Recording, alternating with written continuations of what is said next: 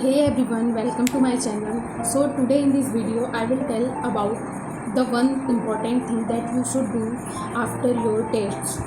Even I am not telling you about this only, I am also applying it. So let's get started. So the first thing is, अगर आप कोई भी test की preparation कर रहे हैं, अगर वो नीट हो या जेई हो, आपको एक चीज़ तो करना ही चाहिए और वो है कि आपको टेस्ट देनी चाहिए।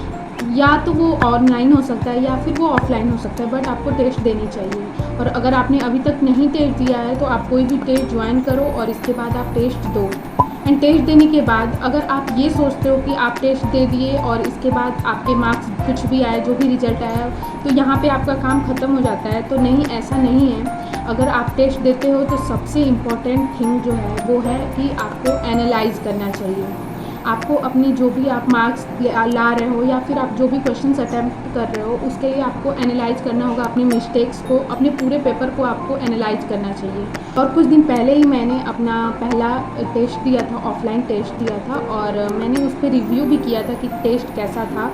एंड टेस्ट देने के बाद मैंने जो सेकंड थिंग किया है वो है कि मैंने अपने जो भी पेपर था वो पूरे पेपर को मैंने एनालाइज़ किया है, और हर एक सब्जेक्ट का, चाहे वो फिज़िक्स हो, केमिस्ट्री और बायो का, उसके लिए मैंने जो भी क्वेश्चंस मुझे नहीं आ रहे थे या जो भी क्वेश्चंस मुझे कंफ्यूजिंग लग रहे थे, उसे मैंने एक नोटबुक में लिखा है, प्रॉपर अच्छे तरीके से लिखा है, ऑप्शंस के साथ लिखा है। तो मैं आपको दिखाना चाहती हूँ। पहले ये देखो, ये था वो पेपर, मैंने Allen achiever test series join किया है और ये एलन अचीवर टेस्ट मैंने दिया था। अभी मेरा ये पहला टेस्ट था।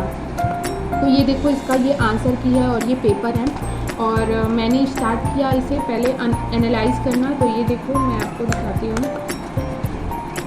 आप चाहे तो एक कॉपी में ही आप फिजिक्स, केमिस्ट्री और बायो भी कर सकते हो, नहीं तो आप ये भी कर सकते हो कि आप अलग अलग कॉपी बना सकते हो। तो मैंने तो अलग अलग कॉपी बनाया है, मेरे पास पुरानी कॉपियाँ थी तो मैंने उस पर ही बनाया है। ये देखो, आप अगर आपको देख रहा होगा तो ये देखो, तो ये टेस्ट 1 डाल के मैंने जो भी क्वेश्चंस मुझे नहीं आ रहे थे या मुझे लग रहे थे कि ये इम्पॉर्टेंट क्वेश्चन है, और कुछ क्वेश्चन ऐसे थे जो मुझे कंफ्यूजिंग लग रहे थे, तो वो सारे क्वेश्चंस मैंने नोट डाउन किए हैं। और अगर आपको लगता है कि ये टाइम वेस्ट करेगा, कि आपका ये टाइम वेस्ट होगा, तो मुझे लगता है कि नहीं। अगर आप ऐसे एनालाइज करोगे कि कौन से क्वेश्चंस, कौन से टॉपिक आपको नहीं आ रहे हैं, कौन से आपके वीक हैं, और तो आपको इससे खुद के परफॉर्मेंस जानने में बहुत ज़्यादा, ये आपको इम्प्रूव, आपके मार्क्स करने में बहुत ये एक इम्पॉर्टेंट स्टेप होगा। और देखो, ये मैंने पूरे क्वेश्चंस नोट डाउन किए हैं जो मुझे लग रहे थे कि ये क्वेश्चंस इंपॉर्टेंट हैं, और कुछ इसमें कॉन्सेप्ट यूज हुआ है जो मुझे नहीं आ रहा है। फिर ऐसे ही मैंने केमिस्ट्री के भी क्वेश्चंस लिखे हैं, नोट डाउन किए हैं। और फिर अगर मैं बायो की बात करूं तो देखो, ये भी मैंने बायो के भी क्वेश्चंस लिखे हैं, टेस्ट 1, ये देख सकते हो आप।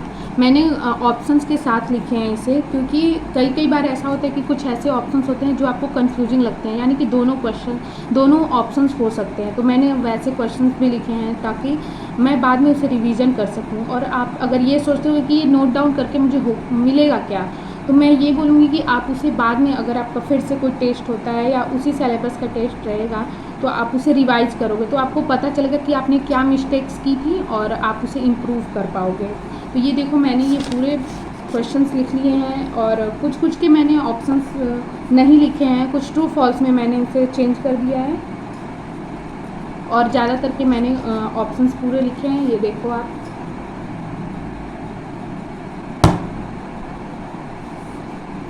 So that's it for this video. आपको कुछ भी क्वेश्चंस पूछने होंगे तो आप कमेंट में मुझसे पूछ सकते हो, और थैंक यू फॉर वॉचिंग।